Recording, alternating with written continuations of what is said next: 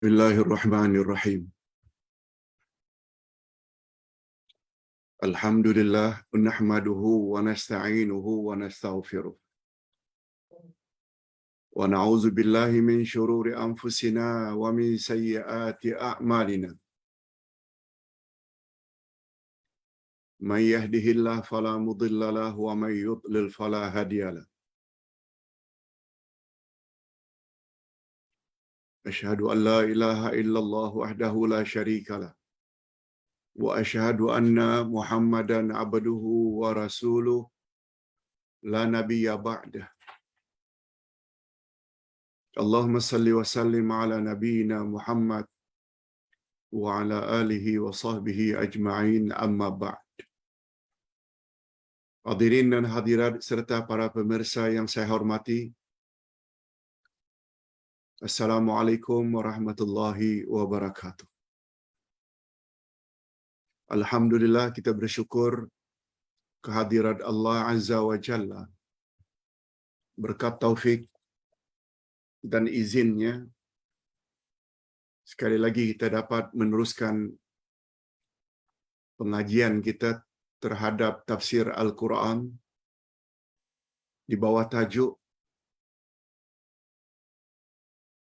Menanam Jiwa Berkorban dan Berjihad.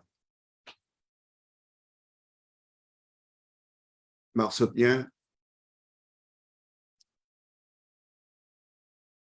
bagaimana Allah Subhanahu wa Ta'ala ingin menanamkan jiwa berani berkorban dan berjihad.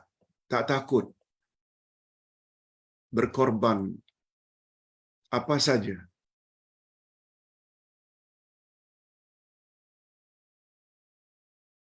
supaya ada semangat untuk berkorban dan berjihad.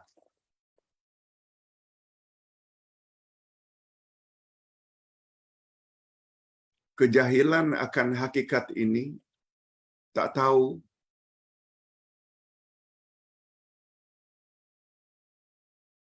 betapa hebatnya ganjaran untuk orang yang berani berkorban untuk menegakkan agama Allah, untuk menyampaikan kebenaran,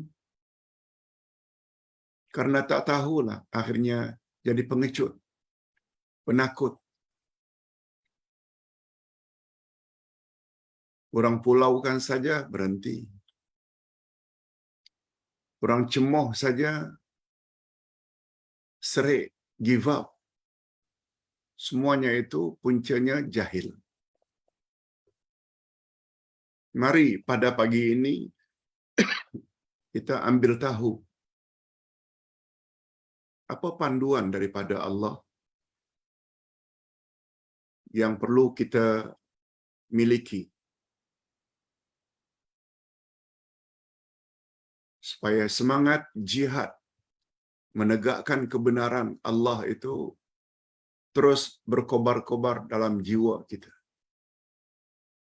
Insya-Allah dalam 3 ayat ini, ayat 156 hingga 158 dari surat Ali Imran dapat menggugah hati kita sehingga tidak lekas give up, tidak lekas serik berjuang di jalan Allah.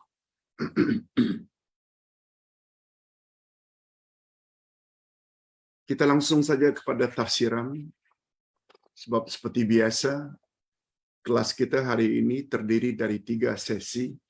Sesi pertama, Ustaz harapkan sekitar 40 minit membahas tentang topik ini,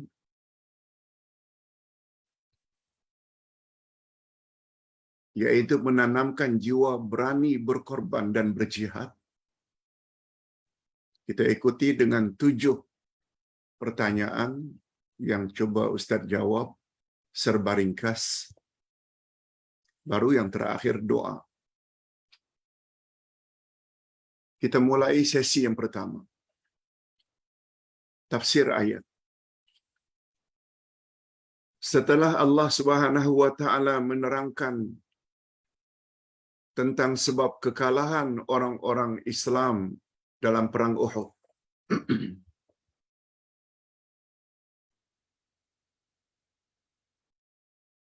Di mana sebab utamanya adalah karena sebahagian besar pasukan pemanah yang diamanahkan oleh Rasul agar berada di posisi yang strategik, mereka tidak patuhi. Mereka turun ramai-ramai dari 50 orang, tinggal 10 saja di atas bukit Uhud.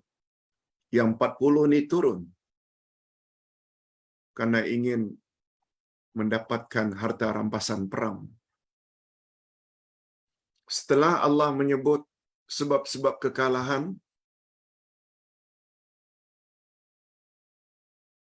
disebabkan karena perasaan tamak terhadap harta rampasan perang, maka pada ayat berikutnya pula Allah Subhanahu wa taala mengingatkan lagi orang-orang yang beriman terhadap godaan syaitan yang lain pula. Apa dia godaan syaitan yang lain? Ini tertera pada ayat berikut. A'udzubillahi minasyaitonir rajim. Ya ayyuhalladzina amanu la takunu kalladzina kafaru wa qalu li ikhwanihim idza darabu fil ard aw kanu ghuzza law kanu indana ma matu wa ma qutilu. Terjemahannya, hei orang-orang yang beriman, janganlah kamu seperti orang-orang kafir. Janganlah kamu bersikap seperti sikap orang-orang kafir yang mengatakan kepada saudara-saudara mereka apabila mereka mengadakan perjalanan di muka bumi atau mereka berperang. Apa kata mereka terhadap saudara mara mereka yang bepergian, lebih-lebih lagi jika berperang? Apa kata mereka? Kalaulah mereka tetap bersama-sama kita, tentulah mereka tidak mati dan tidak terbunuh. Itu baru terjemah harfiah. Tafsirannya atau terjemah maknawiyah, makna panjangnya, hei orang-orang yang beriman. Ini panggilan Allah kepada orang-orang yang beriman. Diikuti dengan larangan. Apa yang Allah larang? Orang-orang beriman. Janganlah kamu punya sikap seperti sikap orang kafir yang berkata kepada saudara maranya,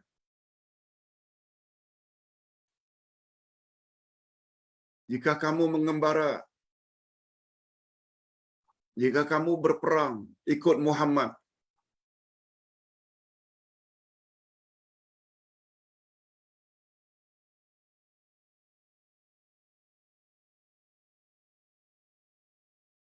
Kamu akan mati.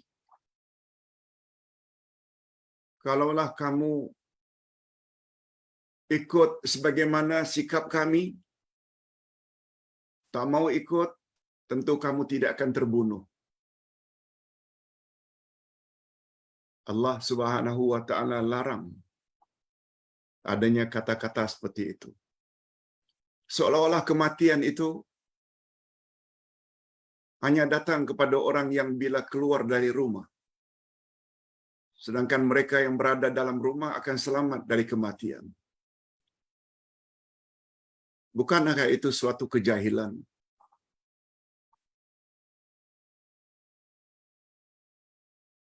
Berapa banyak orang yang mati dalam rumah, di atas katil.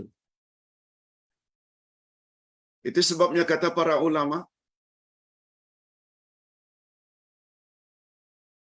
penyebab utama mereka bercakap begitu adalah karena al-jahlu wal juhdu. Al-jahlu karena kejahilan, karena kebodohan mereka. Kita dah jelaskan sebelum ini bahwa kematian itu tidak akan berlaku tanpa izin Allah. Kematian itu ada kaitannya dengan takdir ilahi yang telah ditetapkan sejak azali. Jadi disebabkan karena kebodohan, kejahilan, tidak belajar ilmu akidah, mereka komen macam itu. Kalaulah kamu ikut jejak langkah kami, tak mau ikut Muhammad, kamu tak akan dibunuh. Tengok kami.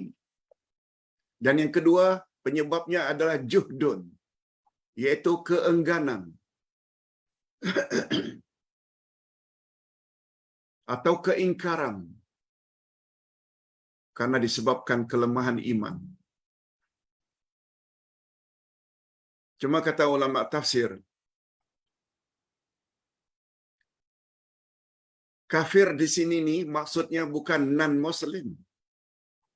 Kan? Orang-orang yang beriman, janganlah kamu bersikap seperti sikap orang kafir. Sikap orang kafir di sini dengan maksud orang munafik, orang yang lemah iman, luar macam orang Islam karena mengucap 2 kalimah syahadat, tapi dalam hati tak suka pada Islam, tak suka kepada perintah Allah dan Rasul.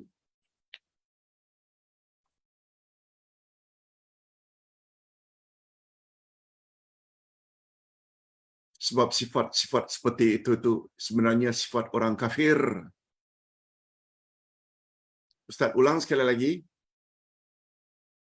Allah larang orang-orang beriman jangan bersikap seperti sikap orang kafir. Orang kafir di sini dengan makna orang munafik, yaitu Islam pada luaran tapi kafir di bahagian dalam. Dengan kata lain, orang yang tidak kuat imannya. Mereka Muslim tapi tak kuat imannya. Kedudukan mereka itu macam orang kafir. Apalagi punya komen seperti itu. Kalaulah kamu tidak ikut berperang, tentu kamu tidak terbunuh. Lihat kami selamat, bukan saja tidak terbunuh, tak luka-luka pun.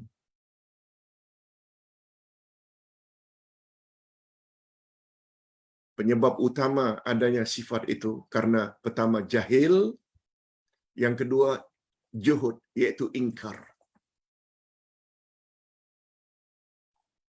Itu sebabnya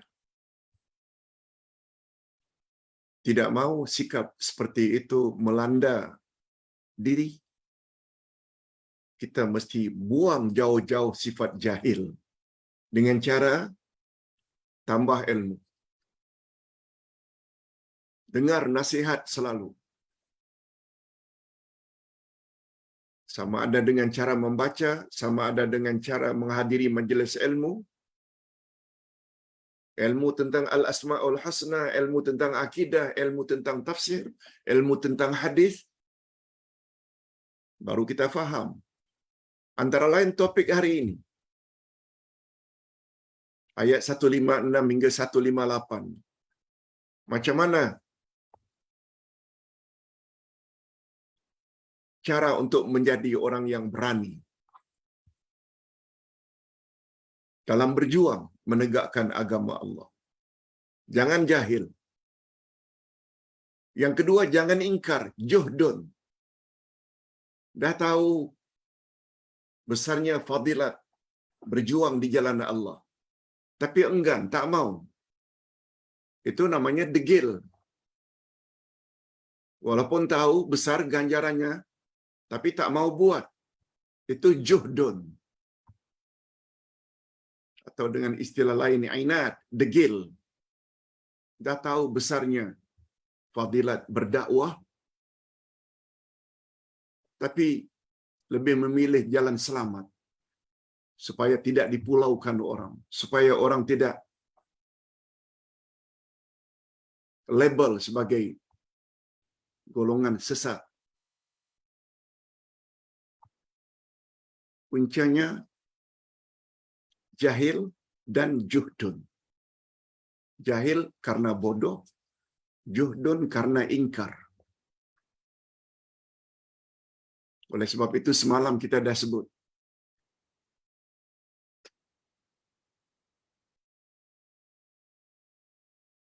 di antara cara untuk mendapat syurga Aden,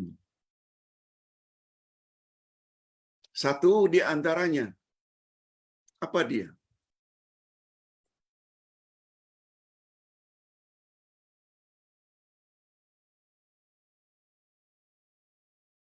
Kita hendaklah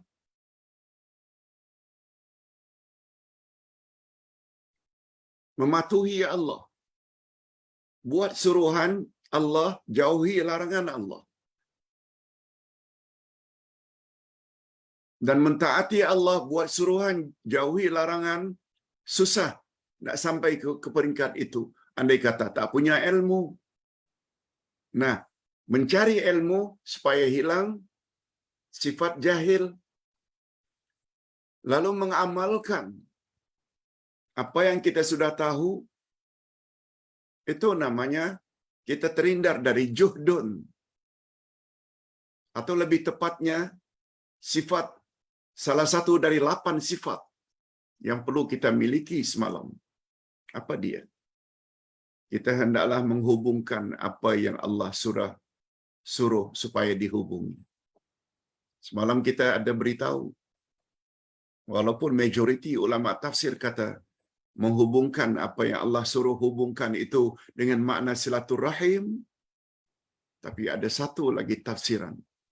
Menghubungkan apa yang disuruh oleh Allah akan dihubungi, yaitu menghubungkan antara ilmu dengan amal. Ilmu dengan amal.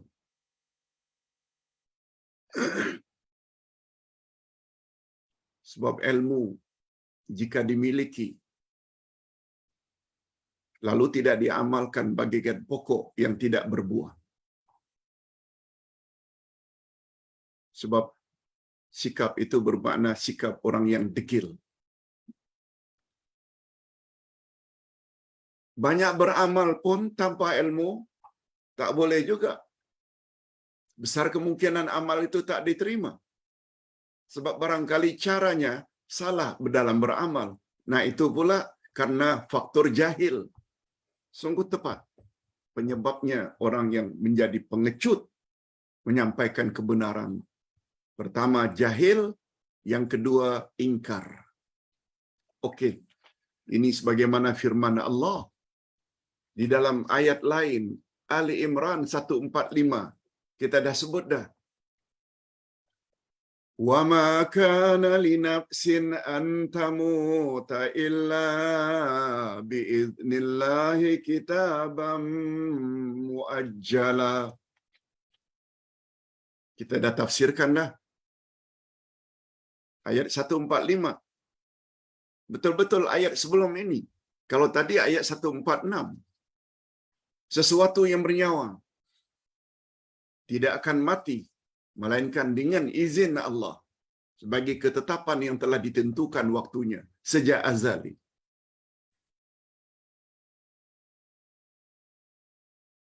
Karena jahillah sampai berkata, kalau kamu tidak berjuang ikut Muhammad, sudah tentu kamu tak mati macam kami tak mati. Contoh lainnya, kalau kamu tidak cakap benda itu syirik, kalau kamu tidak cakap benda itu adalah bid'ah, sudah tentu orang tak akan label kamu sebagai Wahabi. Itu contohnya, contoh mudah. Akhirnya, coba kamu ikut cara kami. Ikut mainstream. ikut macam mana orang ramai. Lihat kami tak pun dilabel sebagai Wahabi. Kami tak mau cakap perkara itu. Di antara contoh. Sedangkan orang yang berani mengatakan, kalau Allah kata benda itu syirik, katakan syirik. Kalau Nabi tidak ada buat contoh ibadat macam itu, katakan itu bid'ah. Orang itu yang selalu dilabel dengan bermacam-macam label. Kalau ingin selamat, ikut saja amal orang ramai. Ikut saja amalan nenek moyang. Memanglah selamat. Itu namanya jahil. Itu namanya juhdun. Allah tak mau orang macam itu. Allah sebut itu orang munafik. Sekarang tinggal pilih. Nak jadi orang munafik ke atau nak jadi mukmin yang hakiki.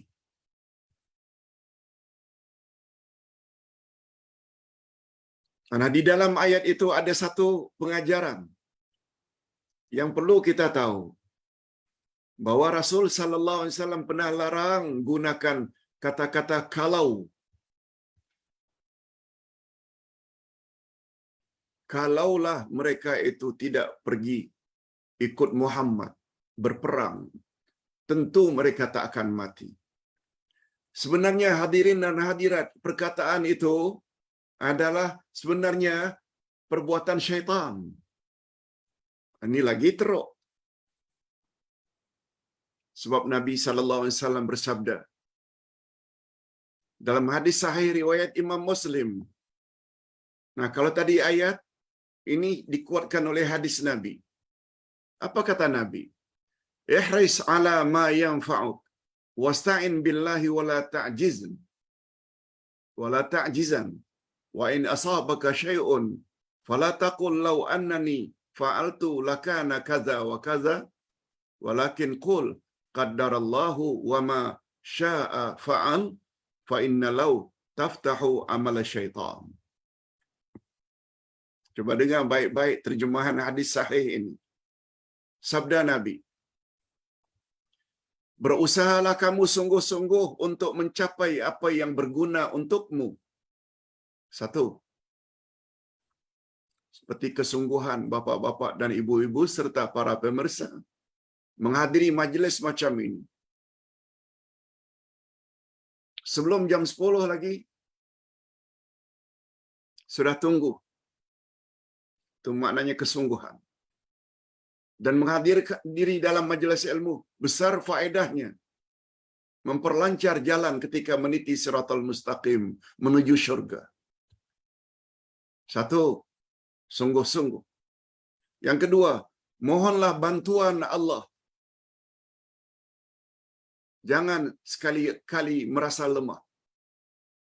Minta tolong pada Allah. Agar Allah buka hati kita. Minta tolong pada Allah. Agar Allah tolong, agar mendorong kita mengamalkan apa yang kita sudah tahu. Kemudian apa kata Nabi? Jika kamu ditimpa suatu musibah, jangan kamu berkata, kalau aku melakukan perkara itu, sudah tentu akan terjadi begini dan begitu. Tetapi katakanlah, sudah terjadi, sudah ditakdirkan oleh Allah. Apa yang Allah kehendaki pasti akan berlaku. Katakan, qaddarallah wa ma syaa fa'al. Ini sudah takdir Allah. Apa yang Allah kehendaki pasti terjadi. Karena sesungguhnya perkataan kalau itu adalah perbuatan syaitan. Betul tak? Orang-orang munafik tadi kata, kalaulah kamu tidak pergi berperang, tentu kamu tidak terbunuh. Ada kalau itu tu sebenarnya was-was syaitan. Ustaz buat contoh. Apabila kita aksiden melalui suatu jalan, aksiden berlaku. Kita dilarang berkata, kalaulah aku ikut jalan lain tadi, jalan kampung, sudah tentu aku tidak akan aksiden. Ini contoh. Banyak yang selalu bercakap. Sebenarnya orang yang bercakap itu telah melakukan kehendak syaitan. Nah, apa patut orang tersebut cakap, Ustaz? Bila aksiden, ini sudah takdir Allah.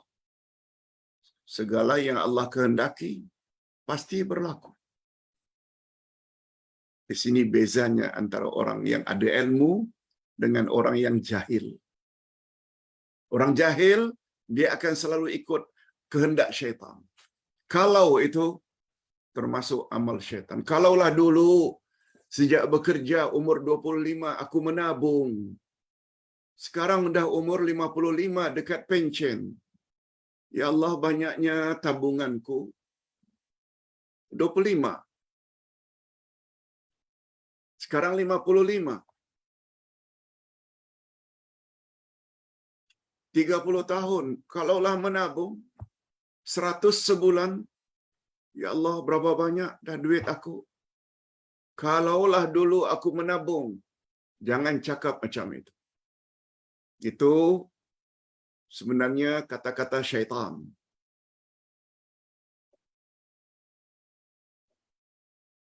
Kalaulah dulu aku belajar seperti aku belajar sekarang, sejak umurku 25 dulu, sekarang dah 75, ya Allah, banyaknya ilmu aku.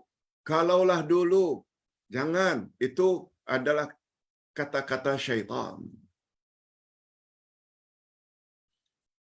Lebih-lebih lagi kalau di alam barzakh atau di alam akhirat. Kalau dulu aku rajin ikut majlis ilmu, tentu nasibku tak seperti sekarang ini. Hadis sahih, kata Nabi. Itu semua kata-kata syaitan.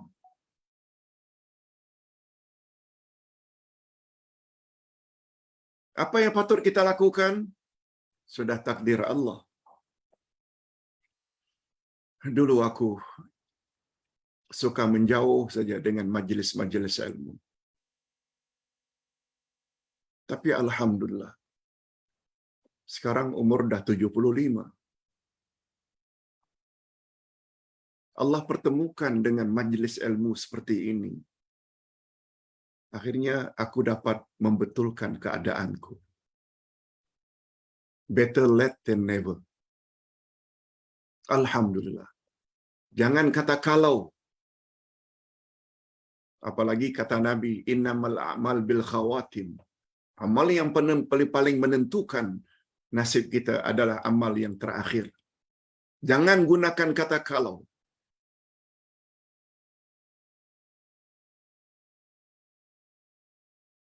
Hadirin dan hadirat serta para pemirsa yang saya hormati. Beberapa pengajaran yang dapat kita ambil daripada hadis sahih tadi. Pertama, Islam mendorong kita supaya berusaha dan mengambil sebab-sebab yang boleh membawa faedah di dunia dan di akhirat sambil memohon pertolongan Allah. Ini di antara sebab-sebab tambah ilmu, hadiri majlis ilmu. Banyak membaca. Sebagaimana ingin perut kenyang, hilang lapar, makan. Makan itu penyebab. Hilang dahaga, minum. Minum itu sebab. Tambah ilmu, hadir majlis ilmu, banyak membaca, banyak ulang kaji. Mesti buat. Yang kedua, kita hendaklah mengambil sebab yang wajib, yang sunat, yang mubah. Semuanya itu dipanggil dengan sunnah Allah. Sunnah Allah maknanya ketetapan Allah atau ketentuan Allah. Jangan rasa dahaga lalu air itu dilihat saja, tidak diambil. Tak akan hilang dahaga. Nak tambah ilmu. Tapi malas ikut majlis ilmu. Itu maknanya awak tidak lalui sunnah Allah. Di antara sunnah Allah adalah hukum sebab akibat, cause and effect. Sebab dan musabab. Yang ketiga, kita dilarang mengatakan kata-kata kalau jika kita ditimpa musibah. Di antara musibah adalah kejahilan. Jangan gunakan kalaulah dulu dari awal-awal lagi setelah balik aku ini tekun majlis ilmu, akulah kalaulah dulu aku masuk universiti Islam, kalaulah dulu aku.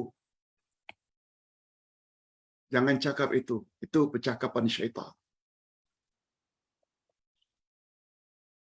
Tapi bersyukurlah walaupun umur sudah 80 dapat jumpa majlis ilmu seperti ini.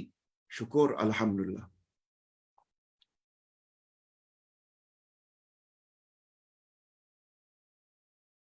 Kita bersyukur apa sebab? Sebab ada orang-orang yang sama-sama umur 80 yang dulu sama dengan kita sampai hari ini mereka itu malas mengikuti majlis ilmu. Akhirnya mati dalam keadaan akidahnya, ibadatnya ternyata tidak sesuai dengan kehendak Allah dan Rasul. Itu nasib mereka. Kita cakap syukur alhamdulillah. Jangan kata kalau. Yang keempat, jika musibah menimpa kita, maka Islam menyuruh agar kita berkata ini sudah takdir Allah. Saya dapat majlis ilmu seperti ini, umur saya dah 60. Ini sudah takdir Allah. Apa yang Allah kehendaki pasti berlaku. Di sini perlu kita belajar rukun iman. Khasnya rukun terhadap takdir dan qada Allah Azza wa Jalla. Hadirin dan hadirat, kita teruskan dengan ayat berikut. Liyaj'alallahu dzalika hasratan fi qulubihim wallahu yuhyi wa yumit wallahu bima ta'maluna basir. Akibat dari perkataan dan keyakinan mereka itu, perkataan orang munafik tadi, kalau Allah menimbulkan rasa penyesalan yang sangat-sangat di dalam hati mereka. Akhirnya menyesal. Menyesal tak habis-habis. Kalau gunakan istilah kalau. Hati jadi sedih.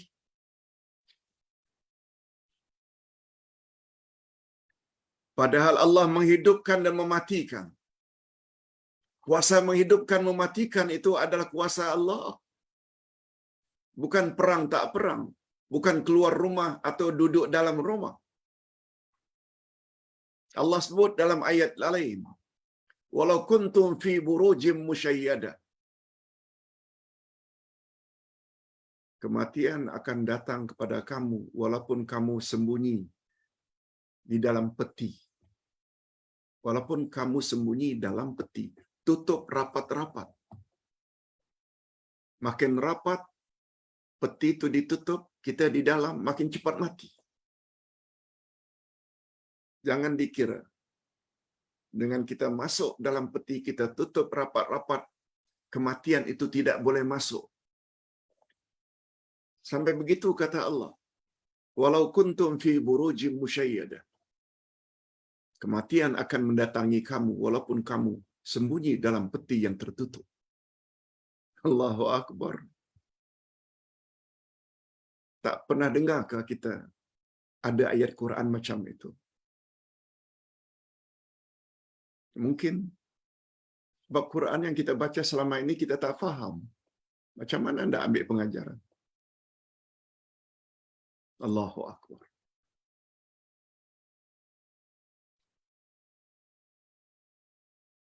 Jadi penyesalan demi penyesalan itu adalah disebabkan karena tidak mantap imannya kepada takdir Allah.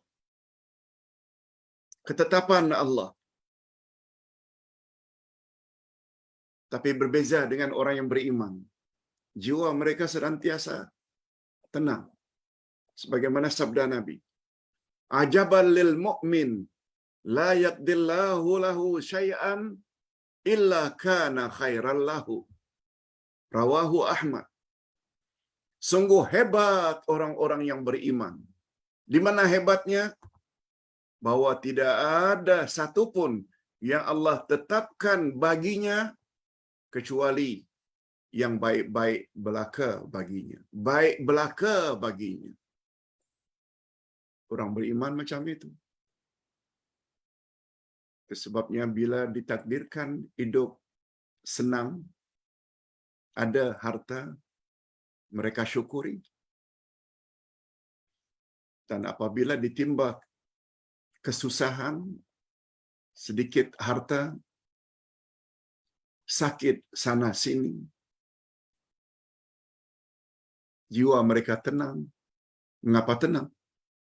Sebab sudah tertera sejak azali bahwa umur sekian akan sakit ini, sakit ini. Cuma jangan lupa berusaha, berobatlah. Kadang-kadang sembuh dengan berobat, dan kadang-kadang meninggal juga. Tapi yang penting jiwa mereka tenang. Tak ada kata-kata kalau. Kalaulah dulu saya tidak banyak makan ini dan itu, sudah tentu saya tidak akan kena sakit diabetik, kencing manis. Kalaulah dulu saya tidak begini dan begitu, kalaulah dulu saya suka bersukan, jogging, sudah tentu saya tidak akan ditimpa penyakit begini dan begini. Kalaulah saya dulu ada buat ini dan itu, sudah tentu saya sekarang tidak stroke. Itu semua kata-kata syaitan. Penyebabnya jahil. Penyebabnya juhud, ingkar, atau degil. Itu sebabnya Ustaz sebut semalam. Tanda-tanda orang yang berakal. Ini kata-kata hukama, cerdik pandai Islam, yang bijaksana. Orang yang berakal mesti ada 4 perkara pada mereka. Mereka menginginkan sesuatu yang berfaedah untuk diri mereka, antara lain kesehatan. Semua orang yang berakal mengharapkan sesuatu yang berguna, berfaedah untuk dirinya. Tapi tak cukup. Yang kedua, dia mesti tahu jalan untuk mendapat manfaat itu. Macam mana boleh dapat kesehatan? Jogging, cukup tidur, cukup rehat, makan makanan yang berkhasiat. Itu cara dia. Dia tahu caranya. Yang ketiga, orang yang berakal senantiasa berusaha agar menghindarkan perkara yang boleh mendatangkan mudarat terhadap dirinya, bahaya. Tak cukup. Yang keempat, dia juga mesti tahu cara untuk menghindarkan mudarat. Semalam kita dah sebut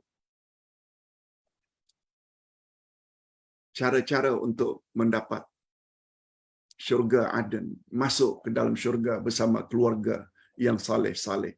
Semalam kita dah sebut ada 8 cara.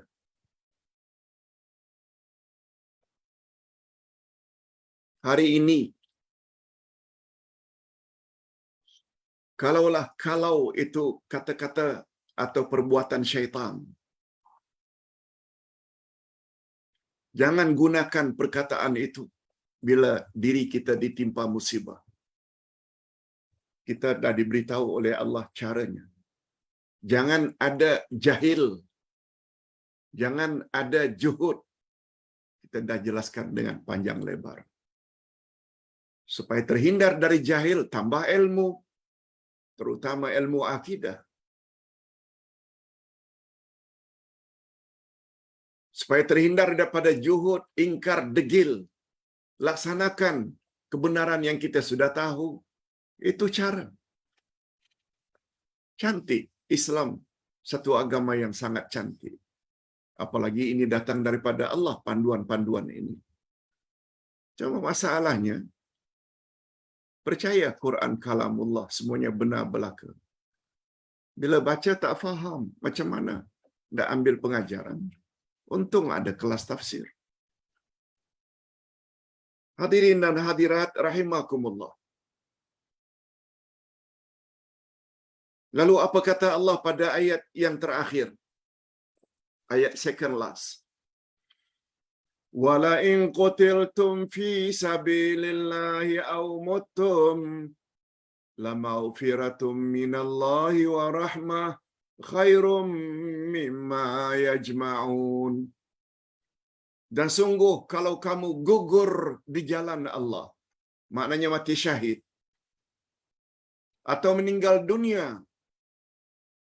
tentulah ampunan Allah dan rahmatnya lebih baik bagimu daripada harta rampasan perang yang mereka kumpulkan itu. Ni lagi. Apa kata Allah? Andai kata kamu berani berjuang di jalan Allah, ternyata kamu mati, masuk dalam jail, mati dalam jail,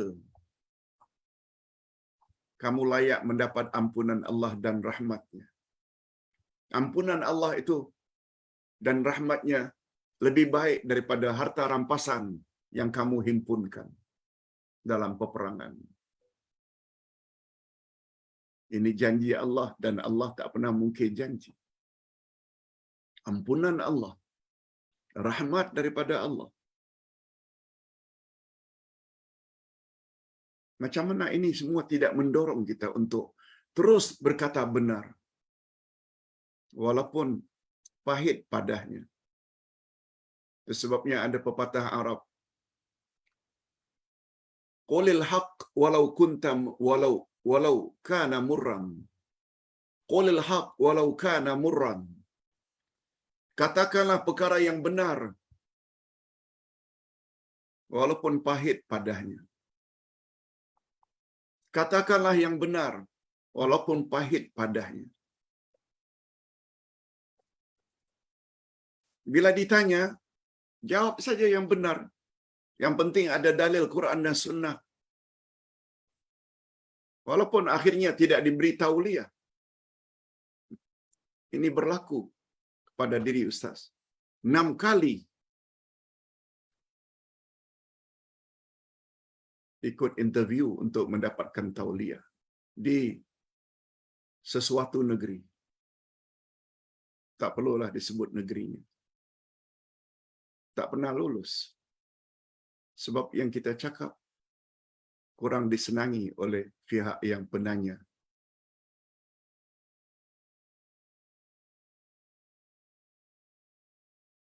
Tetapi karena kita tahu dakwah itu banyak caranya. Boleh dengan cara menulis. Boleh dengan cara online. Yang penting berdakwahlah. Menyampaikan kebenaran kepada umat berasaskan dalil yang kokoh, sama ada dari Quran atau sunnah Nabi sallallahu alaihi wasallam. Hadirin dan hadirat rahimakumullah.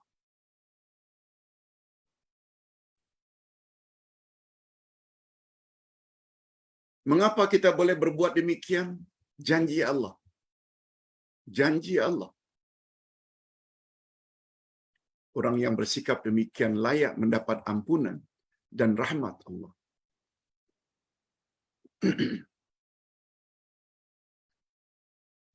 Kemudian Allah berfirman pada penghujung ayat atau ayat yang ke-158, pendek saja. Wala in muttum au qutiltum la ilallahi tuhsyarun. Sungguh jika kamu meninggal atau gugur dalam perjuanganmu menegakkan kebenaran, tentu kepada Allah sahaja kamu akan dikumpulkan. Nah, lebih-lebih lagi ada keyakinan ini. Kita buat apa yang Allah suka. Sampaikan kebenaran ilahi kepada umat manusia untuk menyelamatkan mereka daripada gangguan dan godaan syaitan. Ingat, kepada Allah kamu akan kembali. Maksudnya, bila kita mati nanti, setelah hidup sementara di dunia ini, lalu mati, kita akan lalui dua alam lagi. Alam kubur, alam akhirat. Di alam kubur, ada nikmat kubur dan ada azab kubur. Siapa yang layak mendapat nikmat kubur? Orang yang taat pada Allah, taat kepada Rasul. Orang yang tidak taat pada Allah dan Rasul, besar kemungkinan akan diazab. Sebab Munkar wa Nakir akan tanya, Man Rabbuka? Siapa Tuhanmu? Wa man nabiyuka? Siapa nabimu? Wa ma dinuka? Apakah agama yang kamu anut semasa hidupmu? Semua itu Ustaz ada sebut dalam kitab. Jawaban tepat terhadap pertanyaan Munkar wa Nakir. Lebih-lebih lagi di alam akhirat, semua manusia akan melalui mahkamah ilahi. Yang jadi hakimnya adalah Allah. Alaihissallahu biahkamil hakimin. Bukankah Allah itu hakim yang paling adil? Yang dipanggil sebagai saksi terhadap akidah dan amal ibadat umat masing-masing adalah Rasulnya. Untuk kita umat akhir zaman pula Allah akan panggil Nabi Muhammad. Ada tak kaitannya dengan apa yang Nabi sebut? Aku tinggalkan dua pedoman untukmu, wahai umat. Selagi kamu berpegang teguh, kamu tak akan sesat selama-lamanya. Quran dan sunnahku. Kalam, sunnah, Al-Quran itu adalah perkataan hakim. Yaitu Allah. Sebab Quran dipanggil kalamullah. Sunnah pula sunnah Nabi. Nabi yang mana? Nabi yang akan jadi saksi, yaitu Nabi Muhammad sallallahu alaihi wasallam. Oleh sebab itu bila kita berada di mahkamah ilahi, hakim memihak pada kita. Saksi juga memihak pada kita. Bukankah itu bermakna kita layak mendapat syurganya Allah? Mudah saja cara berfikirnya. Itu sebabnya dalam surat As-Sajdah, "Wa man azlamu mimman dzukira bi ayatihi summa a'rada anha." Siapakah yang lebih zalim daripada orang yang disampaikan ayat Quran, lalu dia berpaling, lalu dia tolak, lalu dia tak terima ayat Quran? Kata ulama tafsir, pertanyaan di situ membawa makna istifham ingkari. Kita baru sebut 2-3 hari yang lalu. Motif pertanyaan dalam Quran ada 10. Dalam ilmu retorika bahasa Arab yang dipanggil dengan ilmu balaghah. Siapakah yang lebih zalim dari orang-orang yang apabila disampaikan ayat-ayat Quran, lalu mereka tolak? Pertanyaannya siapakah? Jawabnya, tidak ada yang lebih zalim daripada orang itu. Orang itulah yang menolak Quran, orang yang paling zalim.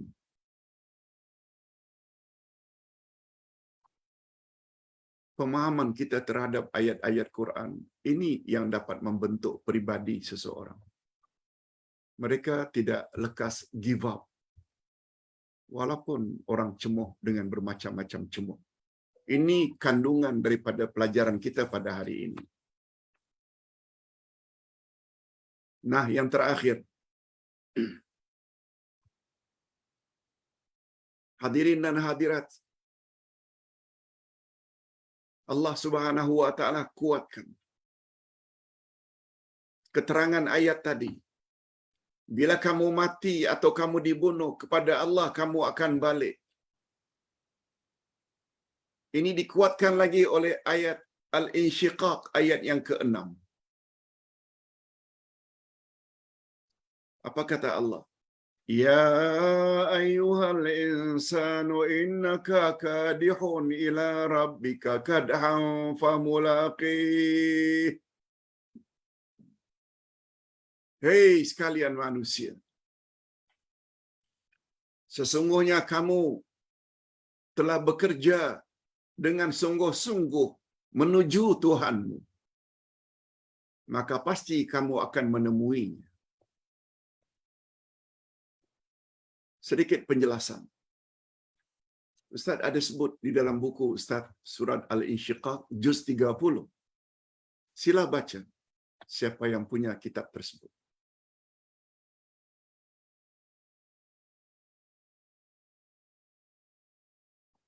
Sekalian manusia, semua kamu sedang menuju kepada Tuhanmu. Kamu pasti akan menemui Tuhanmu itu. Allah gunakan istilah ya ayuhan nas, ya ayuhal insan. Manusia. Allah tak gunakan istilah ya ayuhal ladzina amanu. Sebab semua manusia akan mati. Semua manusia akan dihisap. Itu sebabnya pendapat yang kuat mengatakan terhadap kawan kita yang beragama non-Muslim pun, Kristian ke dia, Buddha ke Hindu, kawan baik kita. Boleh kita ucap inna lillah wa inna ilaihi raji'un. Sebab dia tidak bercanggah dengan makna istirja'. Kita semua milik Allah. Betul tak milik Allah bukan hanya orang Islam? Orang kafir pun milik Allah. Wa inna ilaihi raji'un. Betul tak? Yang akan kembali untuk diperiksa, dihisap oleh Allah. Bukan hanya orang beriman saja. Orang kafir juga akan dihisap. Tak bercanggah. Inna lillah wa inna ilaihi raji'un.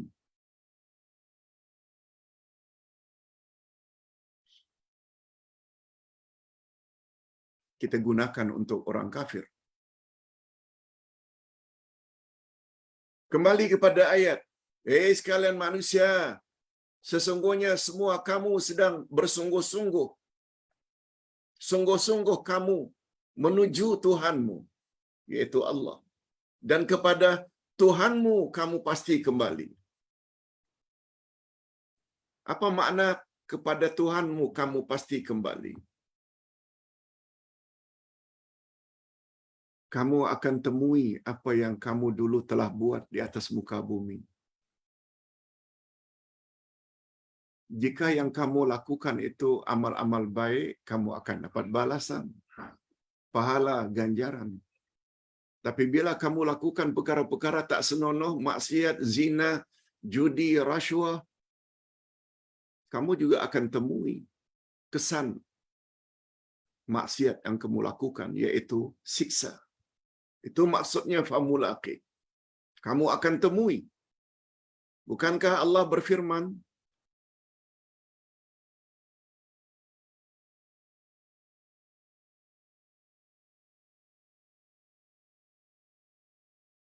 dalam surat Zalzalah, "Faman ya'mal mithqala dzarratin khairan yarah." Siapa buat amal baik kecil macam mana pun, dia akan lihat dan selanjutnya mendapat ganjaran di akhirat. Siapa buat amal jahat kecil macam mana pun, lalu dia tidak tobat, dia juga akan lihat nanti azab yang bakal dia terima. Itu sebabnya Nabi Muhammad sallallahu alaihi wasallam pernah didatangi oleh malaikat Jibril. Apa kata Jibril kepada Nabi? 3 perkara. Ya Muhammad, ish ma syi'ta fa innaka mayyit. Muhammad, hiduplah sesuka hati kamu. Tapi ingat, kamu pasti mati. Kamu mesti wafat. Ish ma syi'ta, hiduplah sesuka kamu, hai Muhammad. Tapi ingat, ada suatu hari nanti kamu akan akhiri hidupmu, yaitu mati. Yang kedua, kata malaikat kepada Nabi, wa ahbib ma syi'ta fa innaka mufariqu. Sayangilah, kasihilah, cintailah siapa yang kamu ingin cintai, hai Muhammad. Tapi ingat, satu hari nanti engkau akan berpisah juga dengannya. Kita akan mati, pisahlah. Dengan isteri ke, dengan anak ke, dengan ayah, dengan ibu, dengan kekasih. Nah, yang terakhir, apa kata malaikat Jibril? Wa'mal ma syi'ta fa innaka mulaqi. Bekerjalah hai Muhammad, beramallah wahai Muhammad. Kamu kelak pasti akan menemuinya. Bila amal baik, kita akan temui pahala ganjarannya di akhirat. Bila amal jahat, tak mau cepat tobat sebelum sakaratul maut, kamu akan terima azab siksaannya di sana. Hadirin dan hadirat, walaupun ini kata-kata Nabi, kata-kata Jibril pada Nabi Muhammad sallallahu alaihi wasallam, tapi kita selaku umat juga mendapat pengajaran yang sama dari kata-kata Jibril ini. Abdullah Yasin, hiduplah seberapa yang kamu boleh hidup, tapi ingat, satu hari nanti kamu akan mati. Berlaku. Sekarang masih hidup. Kita sebabkan manfaat selagi hayat di kandung badan untuk menyampaikan kebenaran. Tak takut apa orang cakap. Yang penting, sampaikan dengan lemah lembut.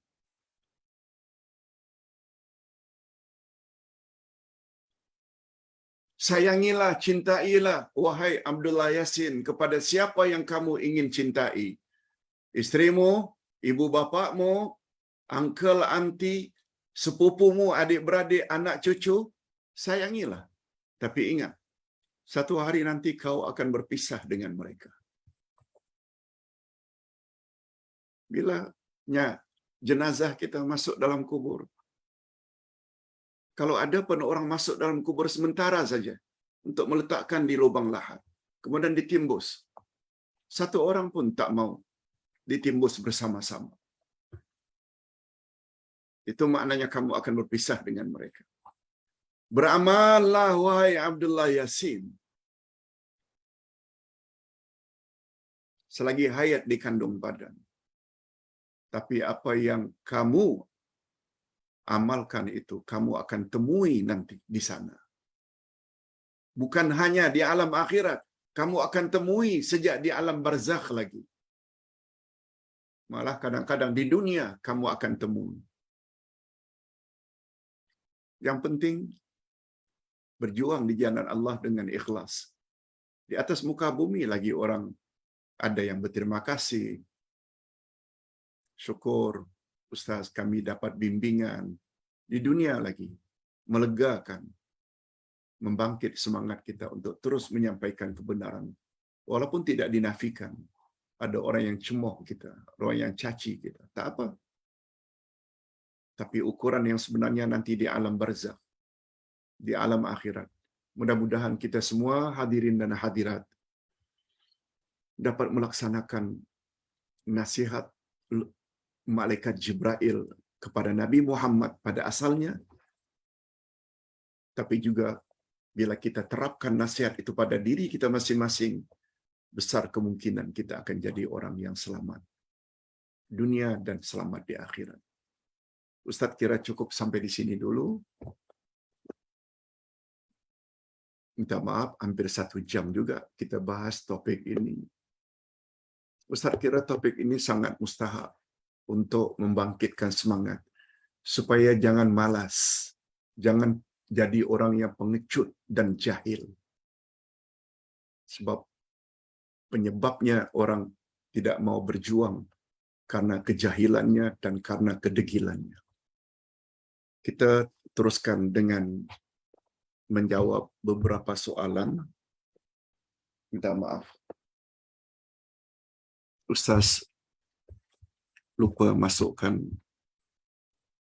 handphone tadi. Sebentar Ustaz ambil.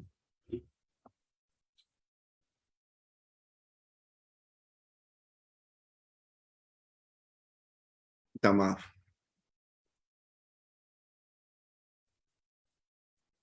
Ada di dalam saku Ustaz.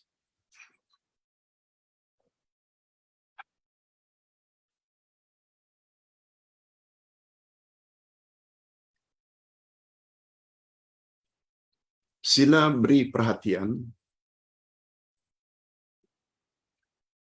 terhadap 7 pertanyaan ini atau 6 pertanyaan ini.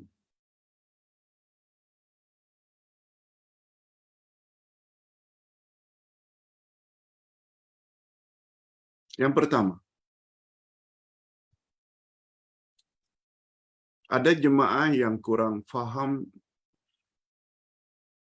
terhadap penerangan Ustaz semalam tentang 3 golongan yang akan celaka. Kata beliau, 3 golongan yang akan celaka itu, pertama, orang yang mendapat Ramadan tetapi begitu berakhir Ramadan, dosa-dosanya tidak juga diampuni oleh Allah. Golongan celaka yang kedua, yaitu orang yang apabila disebut nama Nabi Muhammad sallallahu alaihi wasallam lalu mereka tidak sambut dengan salawat dan salam. Yang ketiga, golongan yang celaka itu orang yang memperolehi atau mendapati kedua-dua ibu bapaknya masih hidup yang sudah lanjut usia, atau salah seorang daripadanya masih hidup, lalu ibu bapaknya tidak menjadi penyebab dia masuk ke dalam syurga. Hadis sahih, sanadnya riwayat Al-Hakim. Pertanyaannya, kalaulah seseorang itu celaka karena tidak menyambut dengan selawat dan salam bila Nabi Muhammad namanya disebut, itu mudah saya fahami, Pak Ustaz.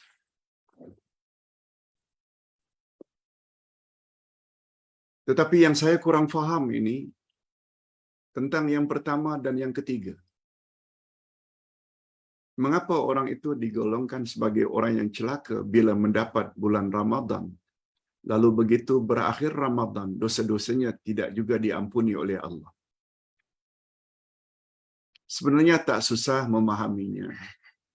Ustaz sebut semalam bermacam-macam fadilat dan kelebihan bulan Ramadan. Bulan Ramadan dikatakan bulan ampunan. Manusia yang paling banyak diampuni oleh Allah adalah dalam bulan Ramadan. Begitu juga pembebasan mereka daripada api neraka. Disebut oleh Nabi dalam hadis-hadis sahih. Tapi sayangnya, orang berkenaan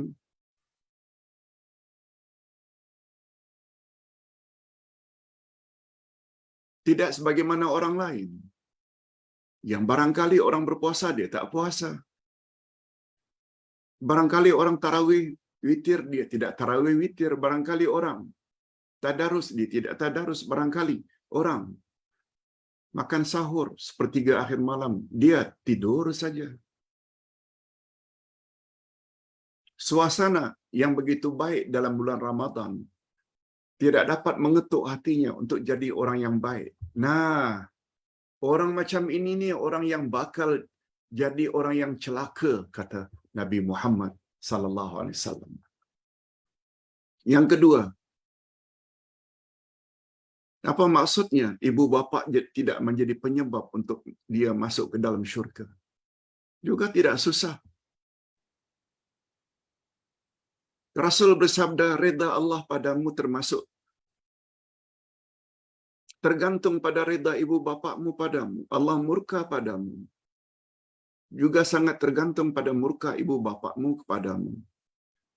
Perintah berbuat ihsan pada mak bapak betul-betul mengiringi perintah beribadat kepada Allah yang Maha Esa. menunjukkan betapa pentingnya kita berbuat baik pada mak bapak. Tapi sayangnya, dia tidak berbuat baik kepada mak bapaknya semasa hayatnya. Suka meninggi suara, suka menyakitkan hati mak bapak. Bila tidak lekas bertobat, bila tidak lekas mengubah sikapnya, menjadi anak yang suka menyenangkan hati mak bapak, berbuat ihsan pada mak bapak, dia tidak robah sampai mati, orang tersebut adalah orang yang celaka. Itu maksudnya. Mudah-mudahan boleh difahami.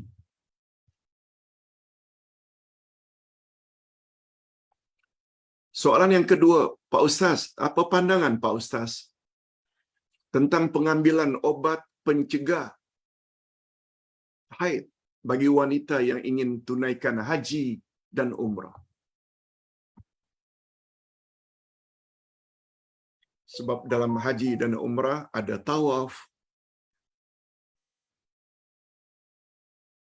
yang menjadi salah satu rukun daripada haji dan umrah adalah tawaf. Sama ada tawaf haji, tawaf ifadah atau tawaf umrah. Tawaf mesti bersih daripada haid, hadas besar. Lalu akhir-akhir ini ada obat yang boleh mencegah kita daripada datang haid. Boleh tak Pak Ustaz? Jawaban Ustaz. Ustaz cenderung dengan pendapat Mufti Arab Saudi.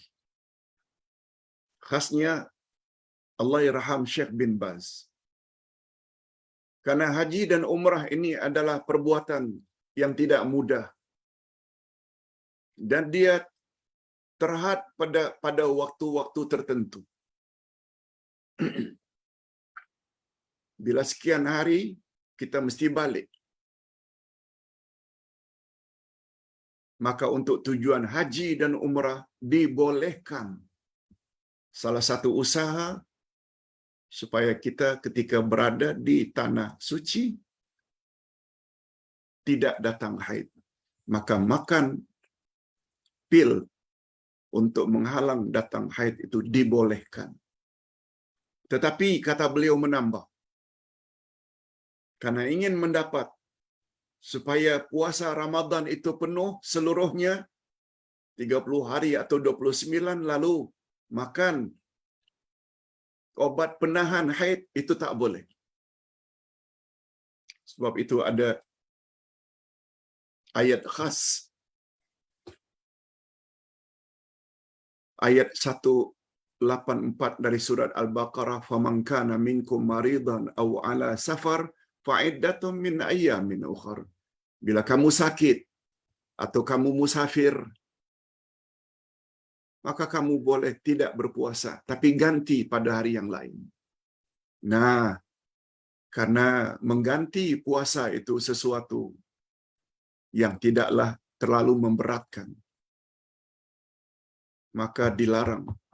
Jangan karena ingin terus berpuasa, akhirnya kita menelan pil supaya menghalang datangnya haid. Itu jangan. Kalau haji dan umrah boleh. Ustaz cenderung pada pandangan tersebut. Pak Ustaz, bagaimana salat zuhur seorang wanita pada hari Jumaat? Ustaz ditanya semalam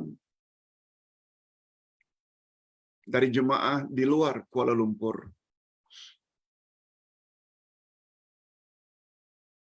Sebab saya mendapat nasihat dari seseorang. Wanita salat zuhur pada hari Jumaat cukup 2 rakaat. Jangan buat 4. Apa pandangan Pak Ustaz? Jawabannya,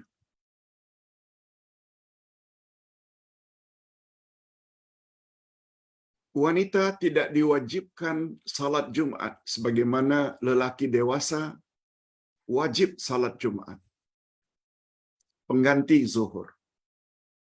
Laki-laki dewasa mukallaf wajib fardu ain. Wanita tidak. Sebab Nabi kecualikan. Salat Jumat itu wajib kecuali. Termasuk yang dikecualikan itu wanita. Kanak-kanak. Termasuk juga yang dikecualikan itu orang musafir. Mau salat Jumat atau diganti dengan zuhur boleh. Nah, walaupun wanita tidak wajib salat Jumat, tapi bila mereka ingin ikut salat Jumat, mereka buat 2 rakaat. Sebagaimana laki-laki. Dan Jumatnya sah. Tapi mereka apabila ingin memilih. Nah, contohnya banyak. Bila jemaah haji atau umrah pergi ke Mekah, ke Madinah, hari Jumat. Betul tak? Wanita juga ikut serta salat Jumat. Buat tetap 2 rakaat macam imam. Tapi andai kata, wanita lebih memilih untuk salat zuhur. Sebab bagi mereka tidak wajib menghadiri salat Jumat. Zuhurnya tetap 4 rakaat, bukan 2. Sebagaimana anda dinasihati. Itu tak betul. Yang telah berlalu, biarlah berlalu. Andai kata anda buat demikian. Tapi untuk next time, zuhur tetap 4 rakaat. Kecuali bila kamu musafir. Tidak bau salat Jumat. Lalu memilih untuk jamak qasar dalam perjalanan. Boleh buat zuhur 2 dan asar 2. Itu sempena qasar. Tapi kalau di rumah, tetap 4 rakaat. Bagi wanita yang tidak ikut serta salat Jumat. Yang keempat, Pak Ustaz, betulkah lelaki ada satu tingkatan kelebihan berbanding wanita? Betul? Allah yang sebut dalam surat Al-Baqarah. Ar-rijalu qawwamuna 'alan nisa. Lelaki itu adalah pemimpin, pelindung bagi kaum wanita. Luas pembahasannya. Boleh lihat di dalam buku Ustaz Tafsir juz yang pertama. Bila mereka kahwin, mereka diwajibkan bayar mahar. Bila terjadi salat berjamaah, mereka hendaklah jadi imam, tak boleh jadi makmum. Sedangkan imamnya adalah wanita. Begitulah seterusnya. Lelaki adalah pemimpin rumah tangga. Itu di antara maksud. Timbul pertanyaan. Dalam satu-satu perkahwinan kadang-kadang ada kelompok kaum ibu yang baca selawat, marhaban. Lalu ibu-ibu pula yang akan memimpin doa. Jika ketika itu ada jemaah laki-laki, boleh tak laki-laki mengaminkan doa wanita? Boleh. Masalah mengaminkan doa bukan salat. Yang tak boleh ni salat. Jangan ikut ya, ibu-ibu, dengan pandangan Aminah Wadud. Satu orang Amerika yang datang ke Malaysia mendakwa kononnya wanita boleh jadi imam bagi lelaki. Itu mazhab Aminah Wadud. Nabi Muhammad sallallahu alaihi wasallam melarang imam kalau jemaahnya ada laki-laki, mesti laki-laki yang jadi imam. Wanita hanya boleh imam bila makmumnya semuanya imam, semuanya wanita, baru boleh. Tak jadi masalah.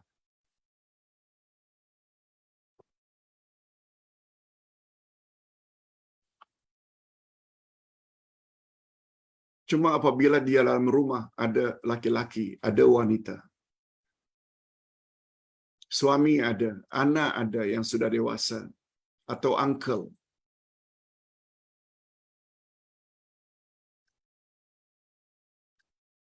lalu ada salat berjamaah yang isteri jadi imam, tidak ada salahnya. Yang mustahak makmumnya tak ada laki-laki. Kan boleh terjadi perkara itu walaupun mereka tidak ke masjid, mereka buat salat masing-masing. Lalu kaum ibu karena tahu besarnya fadilat, lalu dia berjamaah dalam biliknya dengan anak-anak perempuannya atau dengan cucunya. Boleh, walaupun ada laki-laki. Yang mustahak mereka bukan menjadi makmum. Wallahu a'lam. Pak Ustaz, ini pertanyaan terakhir. Betulkah kisah jenazah dalam kubur akan disiksa dengan ular? Sebab semasa di dunia dulu mereka tidak salat. Lalu dibawalah kisah pada zaman dahulu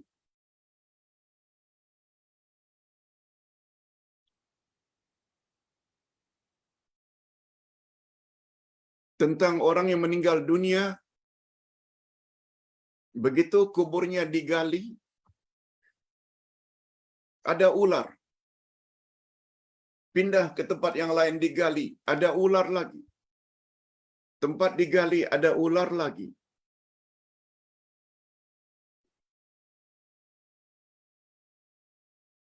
Lalu seorang sahabat bertanya kepada Aisyah, Aisyah, apa pandangan Ummul Mukminin terhadap perkara ini? Ummul Mukminin kononnya bertanya, dia lelaki ke atau wanita yang meninggal ini? Jawabnya lelaki. Ummul Mukminin tanya lagi, dia ada isteri tak? Ada. Tolong panggil istrinya. Lalu begitu ditanya oleh Ummul Mukminin Aisyah radhiyallahu anha, apa amalan suamimu ketika dulu di dunia? Ketika masih hidup? Lalu istrinya menjawab, setahu saya yang sudah kahwin sekian lama, dia tak pernah salat. Lalu dikaitkanlah bahwa orang yang tidak salat akan diazab oleh Allah dengan ular dalam kuburnya. Hadirin dan hadirat, Ustaz ditanya sampai di mana kesahihan hadis itu, Ustaz tak dapat jawab. Ustaz tak tahu. Sebab first time dengar. Tapi sebenarnya tak perlulah kita bawa kisah-kisah seperti itu. Dalam Al-Quran, Allah dah sebut dah bahwa orang yang akan diazab dalam neraka itu, terutama neraka Saqar, ketika ditanya mengapa kamu disiksa oleh Allah dalam neraka Saqar, dalam Quran disebut, penduduk neraka Saqar menjawab, lam naku minal musallin. Kami bukanlah orang yang mengerjakan salat semasa hayat dulu. Cukuplah ayat itu. Fawailul lil musallin alladzina hum an salatihim sahun. Neraka waillah atau kecelakaannya terhadap orang-orang yang salat, yang lalai dalam salatnya, yang ria ketika salat. Yang salat pun boleh diazab dalam neraka. Akan celaka apabila salatnya salat yang tidak betul. Lalai dari salatnya. Sekali salat, sekali tidak. Dan banyak sangat. Kepentingan salat ini satu-satunya perintah daripada Allah yang perlu dijemput sendiri oleh Nabi. ketika Mi'raj. Bukankah itu menunjukkan salat itu sesuatu yang sangat mustahak? Nabi sampai bersabda, "Man taraka salata muta'ammidan faqad kafara jihara." Siapa meninggalkan salat dengan sengaja, maka kafirlah dia dengan kafir yang nyata-nyata. Walaupun para ulama berbeza, apakah itu kafir besar atau kafir kecil. Tapi itu hadis. Itu sebabnya apabila anakmu umur 7 tahun, ajar mereka salat. Bila umur 10 tahun, pukul dengan pukulan mendidik. Semua ayat dan hadis-hadis tadi dapat kita pertanggungjawabkan kesahihannya. Tak payahlah bawa cerita yang tidak pasti kebenarannya, kesahihannya. Wallahu a'lam. Mudah-mudahan apa yang disampaikan ini ada jugalah manfaatnya. Kita akhiri dengan doa. Alhamdulillahirabbil alamin wassalatu wassalamu ala asyrafil anbiya'i wal mursalin wa ala alihi wa sahbihi ajmain. Ya Allah, ampunkanlah dosa kami dan dosa kedua ibu bapa kami, dan cucurilah mereka rahmat-Mu ya Allah, sebagaimana mereka telah didik kami sejak dari kecil. Ya Allah, berilah kami pasangan hidup dan zuriat keturunan yang menyedapkan pandangan mata dan hati kami, dan jadikanlah kami pemimpin bagi orang-orang yang bertakwa. Ya Allah, ampunkanlah segala dosa kami. Ampunkanlah segala keterlaluan kami dalam urusan kami. Teguhkan pendirian kami. Dan bantulah kami untuk mengalahkan orang-orang kafir yang jahat kepada kami. Ya Allah, ya Tuhan kami. Pada hari ini kami dapat penjelasan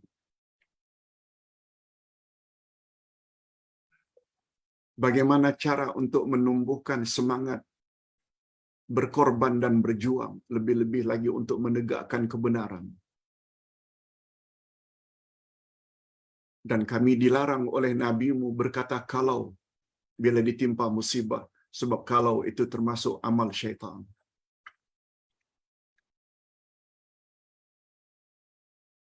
Engkau telah memberi bimbingan kepada kami orang-orang beriman supaya kami jangan memiliki sifat orang-orang munafikin yang selalu menggunakan kalau kamu tidak berjuang, tentu kamu tidak akan mati. Dan kata ulama tafsir, ya Rab, bahwa penyebab mereka berkata demikian adalah karena kejahilan dan keingkaran. Al-jahlu wal-juhdu. Oleh sebab itu, supaya kami terhindar daripada sifat orang-orang munafik, doronglah kami untuk senantiasa menambah ilmu pengetahuan agama kami. Lebih-lebih lagi yang berasas kepada Quran dan Sunnah. Dan yang kedua, doronglah kami untuk mengamalkan apa yang kami sudah ketahui, supaya kami tidak tergolong ke dalam golongan orang-orang yang ingkar dan degil. Wassallallahu ala nabiyyina Muhammad wa ala alihi wa sahbihi ajma'in. Subhana rabbika rabbil izzati amma yasifun. Wassalamun alal mursalin. Walhamdulillah rabbil alamin. Subhanakallahumma wa bihamdik. Asyhadu an la ilaha illa anta astaghfiruka wa atubu ilaik. Wassalamualaikum warahmatullahi wabarakatuh.